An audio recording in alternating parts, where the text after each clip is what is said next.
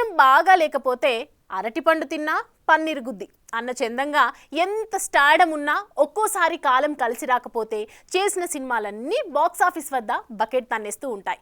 ఇక ఈ సినిమాతో ఇండస్ట్రీ హిట్ పక్కా అని నమ్మిన సినిమాలు బోల్తా కొడితే వద్దని వదిలేసిన సినిమాలు బ్లాక్ బస్టర్ అవుతూ ఉంటాయి. ఇప్పుడు అచ్చంగా ఆ పరిస్థితే ఫేస్ చేస్తున్నాడట ఈ కోలీవుడ్ టాప్ స్టార్. ఈ సినిమా కోలీవుడ్ కి మరో బాహుబలి అవుతుంది అంటూ నమ్మిన కంగువా సూర్యకి పెద్ద షాక్ ఇవ్వగా వద్దులే అని వదిలేసుకున్న పరాశక్తి సినిమా మెల్లిగా బజ్ ని క్రియేట్ చేసుకుంటుంది.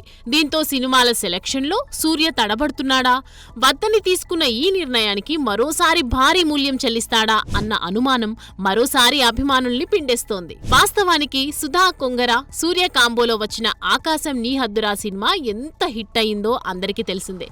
ఇప్పుడు అదే కాంబోని రిపీట్ చేయాలనే ఉద్దేశంతో సూర్యని మరోసారి ఒప్పించింది. కానీ కంటెంట్ లో ఉన్న సెన్సిటివ్నెస్ వివాదాస్పదం అవుతుందేమోనని భావించిన సూర్య మెల్లగా దాని నుంచి తప్పుకొని శివకార్తికేయన్ కు దారి ఇచ్చాడు. అలా బోర్డు మీదకి వచ్చిన శివకార్తికేయన్ వచ్చిన అవకాశాన్ని వదిలిపెట్టకుండా గట్టి ఎఫర్ట్స్ పెట్టాడు. ఇంకేం పరాశక్తి టీజర్ అదిరిపోయిందనే టాక్ తెచ్చుకుంది. దశాబ్దాల క్రితం జరిగిన సంచలనాత్మ సంఘటనలు తీసుకుని సుధా కొంగర ఇచ్చిన ట్రీట్మెంట్ హీరోతో పాటు శ్రీలీల, అథర్వ, రవిమోహన్ ఇలా అందరినీ ఎలివేట్ చేసింది.